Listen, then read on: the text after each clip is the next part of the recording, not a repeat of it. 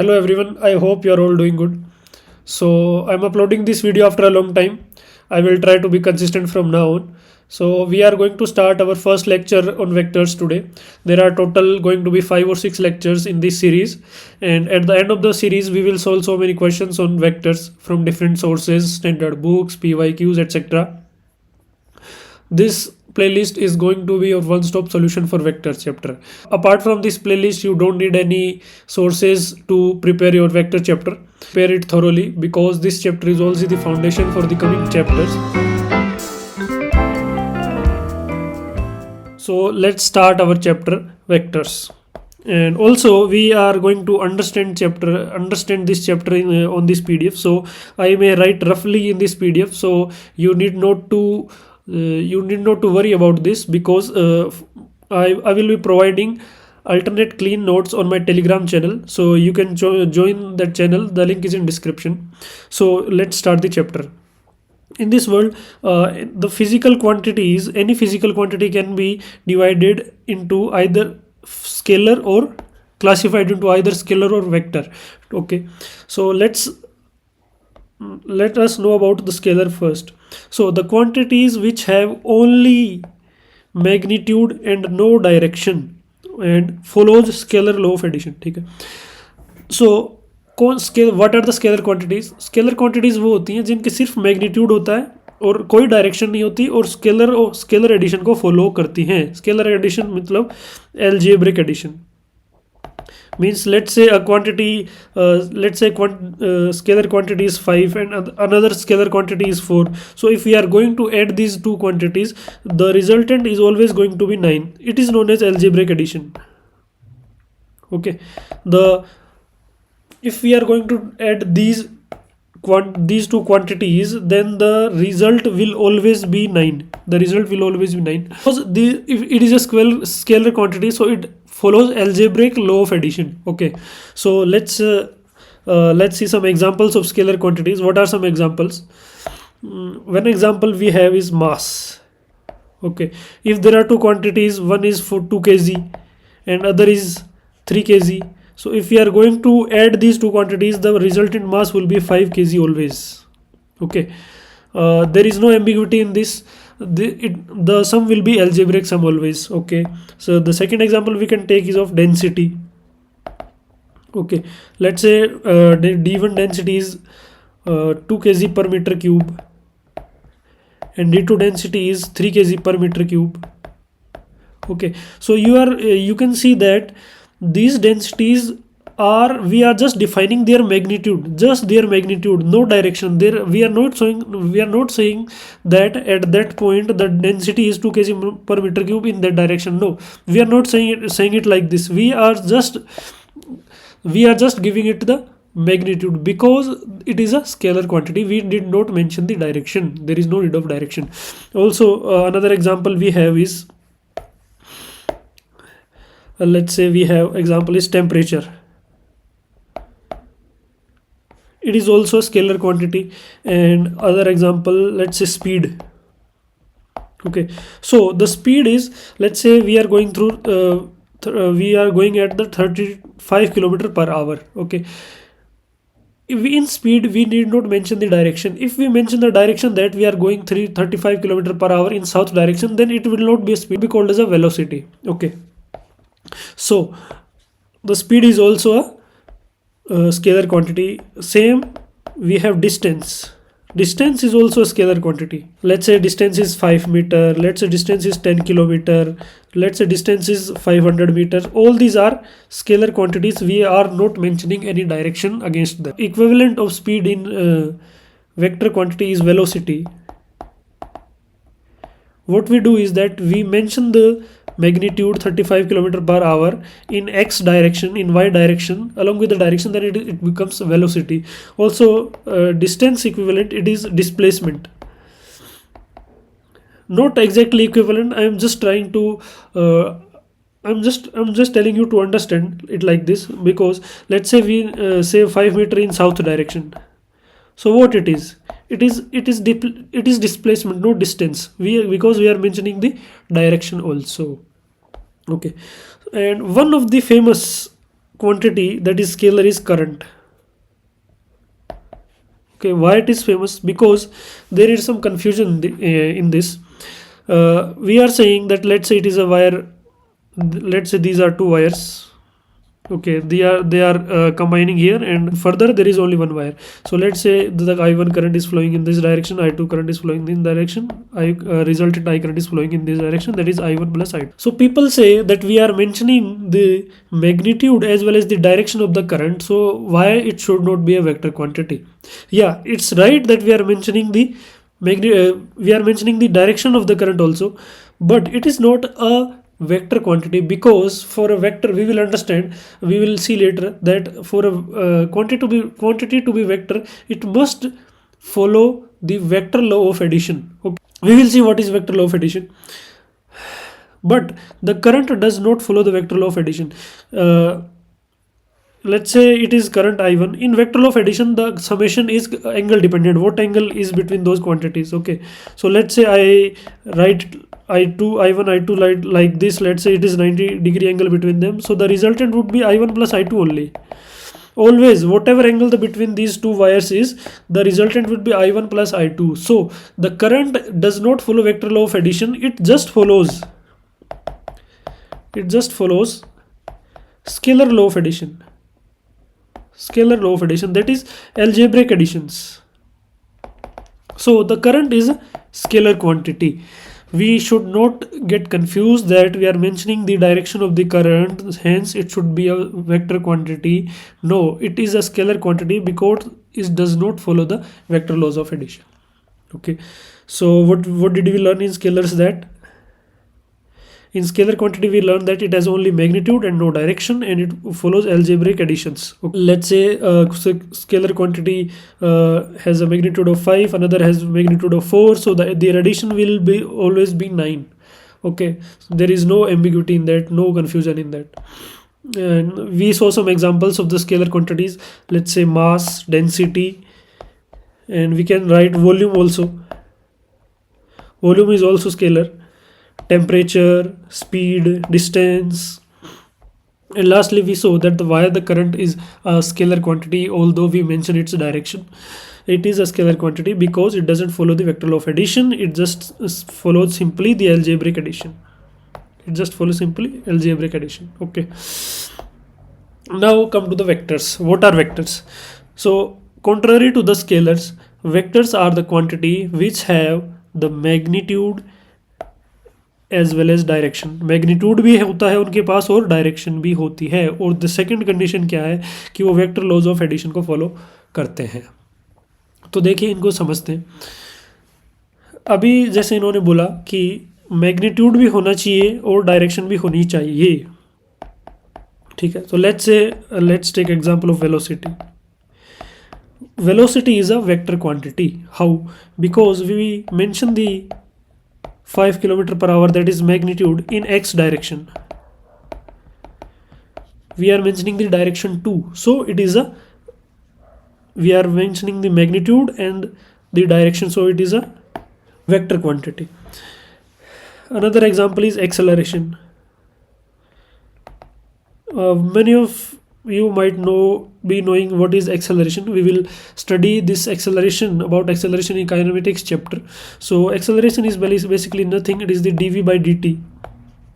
So it is also a vector quantity. Okay, this is a notation to represent vector quantities, we will see later. Okay, so what is okay, now let me give you some other examples. We have force. Force is also a vector quantity. Why? Because when we say that the 5 Newton of force is acting, we just don't mention the magnitude, we also mention the direction in which the force is acting, right? Let's say it is acting in northward direction, so we also mention the direction with the magnitude, along with magnitude. So force is also a vector quantity. So what is vector? Now come to know. So we understood that vector quantity is one which has magnitude as well as direction and follows vector laws of addition. So what are vector laws of addition? We will see. Look, vector laws of addition. If there are two quantities, two vector quantities, okay, their sum is not just we can't just, let's say its magnitude is m1, let's say its magnitude is m2. If you are adding these two vector quantities, we can't just add their magnitudes. We can't just say that the resultant would be m is equals to m1 plus m2. We can't say like this, because their addition is the angle dependent, means the resultant would, the m will be dependent on the angle between them. Okay, this is the vector laws of addition, and we will elaborate further this law, like how the angle affects the resultant. So let's say first let us see how we represent a vector. Okay, we represent a vector. Let's say a is a vector, so we represent it by an arrow on its head. Okay, so this arrow represents that it is a vector quantity. This is a vector quantity. So, and how do we represent it graphically? Graphically, we represent a vector quantity by drawing an arrow like this. The length of the arrow represents magnitude of the quantity, and the head of the arrow, the direction in which it is pointing, it shows the direction of the vector. Okay, so what did we learn? That graphically we represent a vector like this. The length represents magnitude, like greater the magnitude, the greater the length. This part is known as head and this part is known as tail. Okay, so the head denotes the direction of the vector, in which the direction the vector is pointing. We also saw that we represent any vector quantity like this with the arrow on the head. Whenever you are writing a vector quantity, you always need to mention this arrow, because it is not right to just let's say that the a is a vector quantity. No, you can't write like this. You need to put an arrow on the head. Let's say if we are writing any velocity, so we will write it like this, v vector. We are writing any acceleration, we will write it like this. We are writing any force, the force f vector will be written like this. So any vector quantity is represented like this. This arrow signifies that it is a vector quantity. Okay, now coming further, I told you that the addition of the two vector quantities depends upon the angle between them. So okay, so what do I mean by angle between these two quantities? We just got to know that vector a vector this, b vector this is represented like this. So how do we find angle between them? Look, for vectors we can translate the vectors in space from here to here. We can translate the a vector from here to here. Let's say we can write here only, and we can translate the b vector from here to here, or here, b vector here, a vector here. We can translate the vectors, but there is a condition. The condition is that the magnitude of the vector must not change. Okay, you can take it, let's say it is a vector c.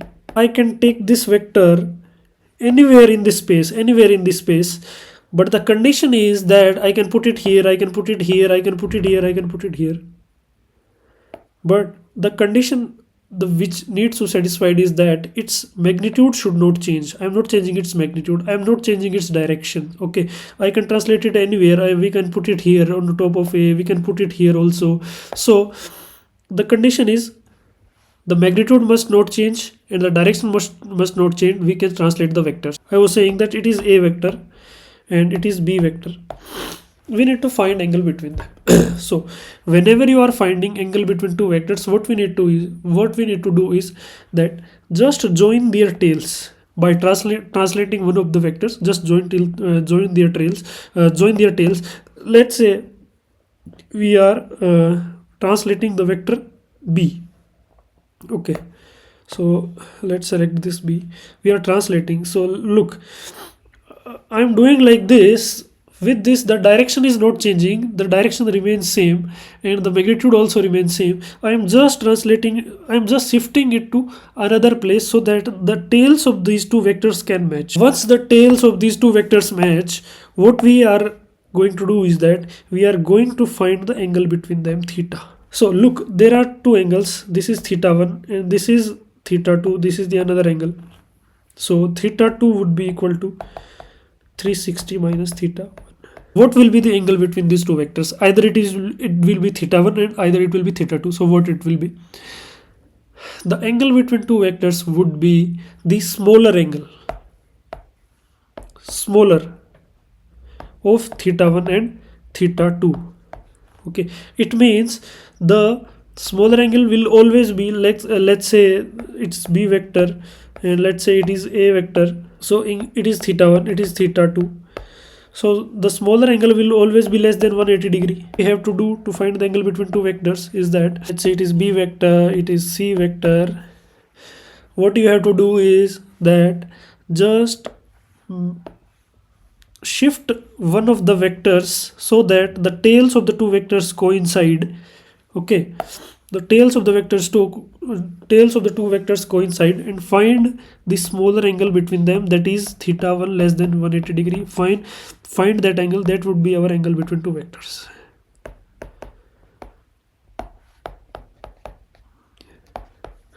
So angle between two vectors is represented by angle A B. It is represented like this. When we say angle between two vectors A and B, we can write it like this only. Okay. Now there are some cases. Let's say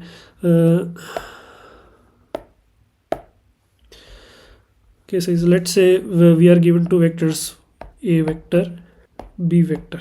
Okay, let's say it is theta 1. So angle A vector B vector is equals to theta 1. Is it right? Is it right? Have I written the right thing, that the angle between A vector and B vector is theta 1? So this is not right. This is wrong actually. Why? Because I told you that for finding angle between two vectors, the tails of the two vectors must coincide. Okay, but here the head of B is here and the tail of A is here, so it is violating that rule. So we can't say that theta 1 is the angle between A vector and B vector. What we need to do is that we need to shift B vector or A vector, whatever vector is, means we need to shift either A vector or B vector so that their tails coincide. So we can do it like this. It is A vector. Let's shift B vector on top. B vector. So now their tail are coinciding. This angle theta 2 is angle between A vector and B vector. This is one case. Let's take second case. Let's say it is B vector and it is C vector and angle is theta 1. Can I say that angle between B vector and C vector is theta 1? By now you must have understood that this statement is wrong. The theta 1 is not the angle between vector B and C, because their tails are not coinciding, their head are coinciding. So what we need to do is that we need to shift either vector V or either vector B or vector C so that their tails coincide. So let's keep the C vector as it is and shift B vector here. So the B vector will be like this. So this angle theta 2 would be angle between B vector and C vector. So the theta 2 will we will call theta 2 as angle between vector B and C, not theta 1, because in theta 1 their heads are coinciding, and there was a rule that for finding the angle between two vectors, the tails of the two vectors must coincide, and we will take the smaller angle which is less than 180 degree. So there are some special cases, like let's say it is A vector, it is B vector. Their tails are coinciding here. Angle between them is 180 degree. This is 180 degree. And second case we take, let's say A vector is here and B vector is here. So you can, they are parallel. So you can say that if we keep the tail at the same point, so they will be covering each other. So the theta angle A vector B angle between A vector and B vector, it is 0 here, it is 180 here, and let's say it is V vector, it is A vector, it is 90 degree here. When we will study the Cartesian system of coordinates, then we will see that x and y vectors are at 90 degree to each other, because we write x we write x like this and y like this, so it is 90 degree. So the x vector and y vector, vectors along x and y axis are at 90 degree to each other. I hope you understood about the angle between two vectors clearly, because it is very important. We will study the vector law of addition. In that case, the angle dependency would be huge, so we must know how to find angle between two vectors. I will provide these notes clearly on my Telegram channel, don't worry about that. Now there are some special vectors depending on various things, depending on angle, depending on plane they are in. So there are some special vectors. Sometimes in questions it mentions that there are two equal vectors, there are two parallel vectors, there are two negative vectors. So what do we mean by them exactly? We will study this. So equal vectors means two vectors are equal in every aspect. Two vectors are equal in every aspect means their magnitude is same. When we represent magnitude of any vector, what do we say? Let's say it is a vector, so its magnitude of a vector, it is represented like this.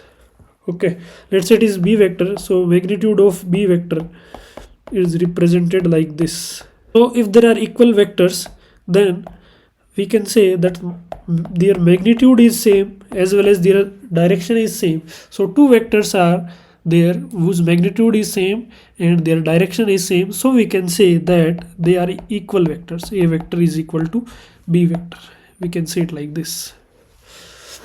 So what are equal vectors? Equal vectors are those vectors whose magnitude is same and those direction is same, means they are equal in every aspect, so they are known as equal vectors. Now we have parallel vectors. Okay, parallel vectors you must have understood by the name parallel also. Let's say we have a vector A and let's say we have a vector B. They are known as parallel vectors when the direction of both these vectors is same. The direction of both these vectors is same. The magnitude of these vectors mod A and mod B may or may not be same. That's not the condition. The condition is on the direction. Their direction must be same. Direction must be. Those are called parallel vectors. Okay. Now we have now we have negative or opposite vectors. Negative and opposite vectors. Then we have anti-parallel vectors. So what is exactly the difference between these two vectors category is that, let's say we have a vector A. Okay. Then the negative vector of A would be a vector having the same magnitude as A, that is mod A is equals to mod B, but the direction would be exactly opposite. Okay, what did we understood? That the magnitude is same but the direction is exactly opposite. So there is 180 degree angle between them. If we shift both these, if I shift B vector here, then you can see that the angle between them is 180 degrees. Okay, so their magnitude is same but the direction is exactly opposite. They are called as negative vectors or opposite vectors. We can also represent, like, we can also say that the B is minus of A. If we take their magnitude, then the magnitude will be same. Minus just reverses the direction of the vector. Okay, it just rotates the vector by 180 degrees. So the A was here. If we rotate it by 180 degree, it will become like this. So we understood what is negative or opposite vectors. The magnitude must be same and their direction must be opposite. That is, the angle between them is 180 degrees.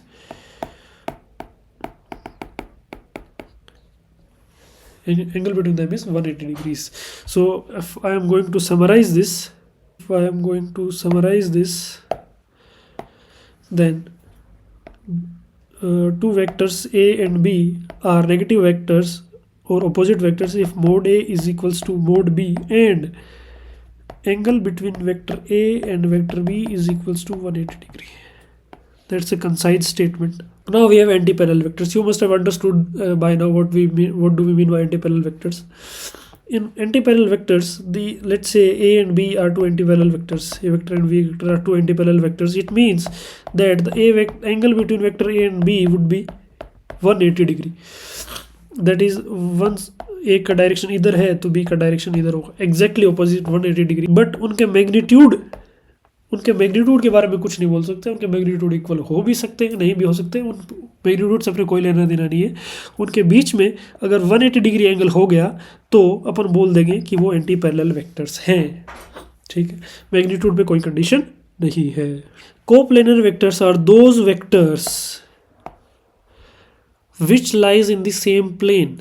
Let's say this paper is 2D plane, so we have vectors. Whatever vector we draw in this 2D plane are going to be coplanar. They are going to be in same plane. But if I just draw one vector in this 2D plane xy and this z domain, and another vector I just write it like this, which is going in towards z direction, so it is going out of this plane, so these two vectors are not coplanar. So coplanar vectors are those which lies in the same plane. This is x y z. Let's say this is a plane, yz plane. So if we just draw vectors in this plane like this, whose x means they are not coming in the x direction, then these all are known as coplanar vectors. The vectors which lies in the same plane are known as coplanar vectors. Now we have null or zero vectors. So there are some vectors whose magnitude, let's say a vector whose magnitude is 0 and whose magnitude is 0 but it is a vector, and it is known as a null vector or zero vector. So you may ask, if the magnitude is 0, then what it is direction, what it is pointing. The use of null or zero vectors is for mathematics only. It has an arbitrary direction. Okay, you can say that it is just a point in space. Okay, it has an arbitrary direction and it has a zero magnitude. That is not a null or zero vectors.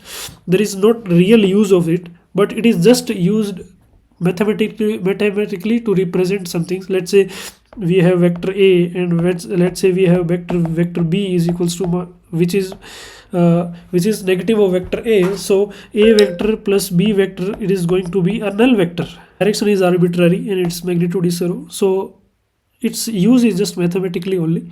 Okay, now there are some questions depending upon these type of vectors we learned. Just try to answer them yourself only by pausing the video. So first statement says we need to find if it is true or false. The first statement says the two equal vectors are always parallel vectors. So we need to know we must know what are equal vectors. Equal vectors is the magnitude must be equal and their direction must be same.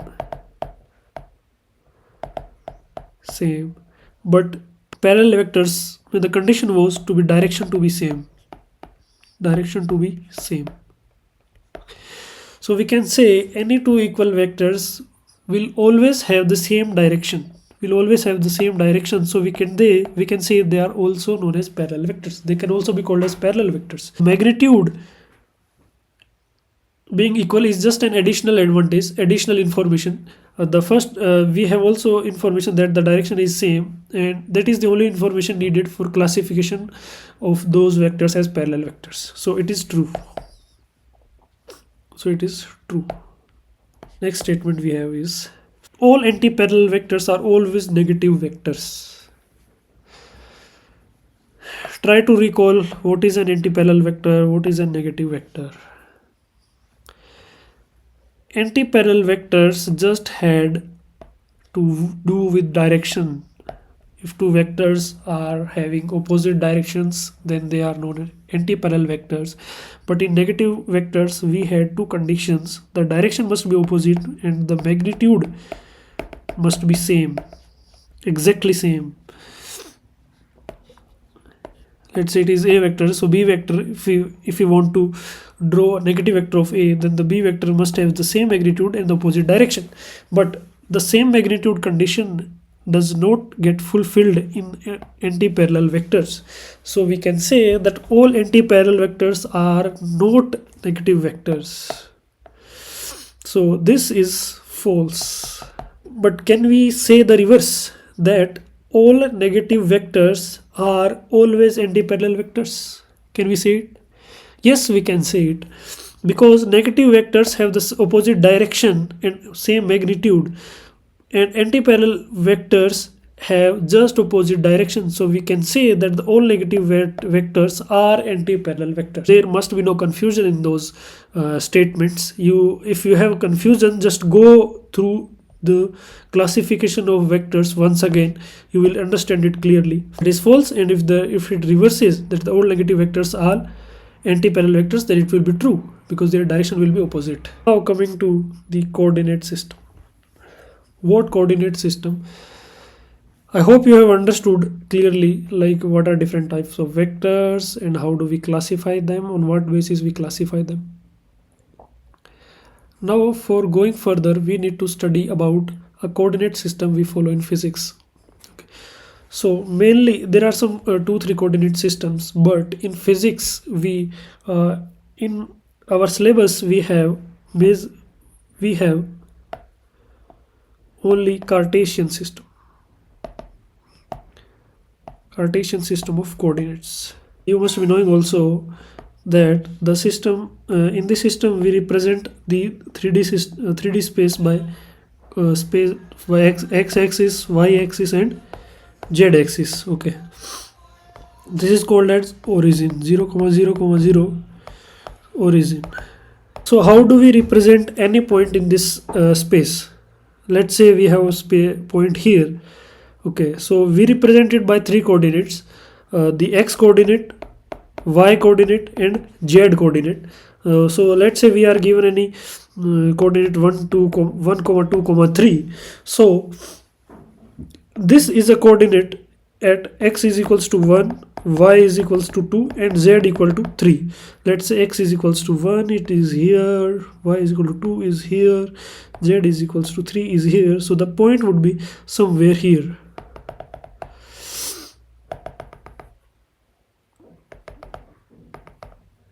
The point would be somewhere here. Let's say this is x, this is y, this is z. Also we need to draw these coordinates in this same sequence only. The x would be here only, the y would be here only, the z is coming outwards towards us. It is coming outwards towards, like this, coming out of the paper. Because it is 3D space, we can't make it on 2D space. Our paper is 2D. So this z is coming out of the plane here. Okay, so if we want to plot a point 0, 0, 0, so where do you think the point would be? The x coordinate is 0, y coordinate is 0 and z coordinate is 0. Yes, it is our origin. The coordinates of the origin is 0, 0, 0. So let's say if we want to plot a point 1, 0, 0. So the first coordinate is always x, the second is y and the third is z. So we have x coordinate as 1, y coordinate is 0 and z coordinate also 0. So the point would be this only. Let's say we are placing 0, 1, 0. So here x and z coordinate are 0 and y coordinate is 1. So the point would be here 1.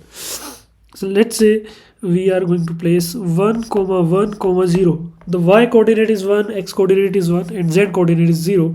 So the point would be, this is x equal to 1 coordinate, this is y is equal to 1 coordinates. So if we extend it, so in this complete line the y is 1, in complete line, the x is 1, at the intersection x is 1 and y is 1 and z is 0, because we are just playing around in xy axis, xy plane only. This is xy plane only. So this coordinate is 0, this is coordinate is 1 comma 1 comma 0. Okay, now now let's say we are going to place the coordinate 0 comma 0 comma 1. So the x coordinate is 0, y coordinate is 0, z coordinate is 1. So let's say it is 1. So this the x and y is 0. Okay, so the point would be here on z axis, because both x and y are 0. Let's say we are going to place 0 comma 1 comma 1, that is y coordinate is 1 and z coordinate is 1 and x coordinate is 0. If x coordinate is 0, so you can be sure that we are going to be in this plane only, in yz plane only. Okay, so where is y is equals to 1? This is y is equals to 1. Where is z is equal to 1? The z is equal to 1 here. This is y is equals to 1, the z is equal to 1 here. So this point will have coordinates, this point will have, this is y is equals to 1 also, this is y is equals to 1 also, because it is 3D. This line is coming out of the plane, so this point would be 0 comma 1 comma 1. Okay, so it has become clumsy. Let us make another coordinate system. This is x, this is y, this is z. This z is coming out of the plane towards us, towards out of the paper. So we are going to locate 1 comma 1 comma 0. X coordinate is 1, y coordinate, sorry, we have located this. This would be 0 and this would be 0, this would be 1, 1 comma 0 comma 1.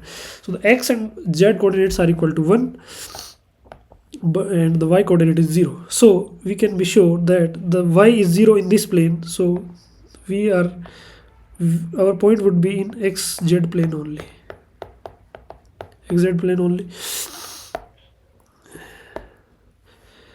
So the z is 1 here, x is 1 here, this line is for z1, this line is for x1. The point would be here.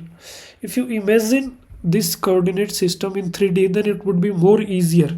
Let's say this is coming out, this z is coming out of the plane and this is x. Okay, so just go to the x first, x equal to 1, then go 1 in z direction. Let's say we are going to x, then we are going to in z direction. So we will go to the point 1 comma 0 comma 1. So I hope you understood how do we locate points in 3D coordinate system, 3D Cartesian coordinate system. Okay, because it is going to be very helpful in our further lecture. So we will study further chapter tomorrow. For today I think it's enough. The video duration I think also has crossed 40 minutes, so it would be long video. So we are just stopping here. Till then I will provide you the notes in the Telegram. You just go through those notes, okay, and try to understand what I have explained in this lecture. If possible, if you are not understanding, then just go through this lecture at 2x speed. It would save time for you, but please go through this. In our JEE preparation, the most important thing is revision, and because the syllabus is huge, if we don't revise we will forget things. Okay, and if we forget things, then it will be very difficult for us to proceed further. Let's say I will start when I will start these unit vector, use of unit vector, these topics tomorrow. These topics will be based on the topics discussed today. So you must be thorough with all the things which I have explained today. And also for this coordinate system, what you can do is that you just open your laptop or laptop, you can just go to web and just try to understand that I have drawn this xyz coordinates and how it is actually in 3D. If you get a feel, then it would be more easier for to understand further the concepts. Okay, the visualization is very much important. This like it has become clumsy here, but if you can see it in on net how the 3D system works, because I can't draw diagrams which can make you understand, but if you see any animation on YouTube or anything, you will understand how this coordinate is drawn, and it will really help you. So for today we are just winding up. Please keep revising, and whatever I have taught today, you should be thorough with those things. Then only we can proceed further with much energy and very much clarity and understanding. So thank you everyone.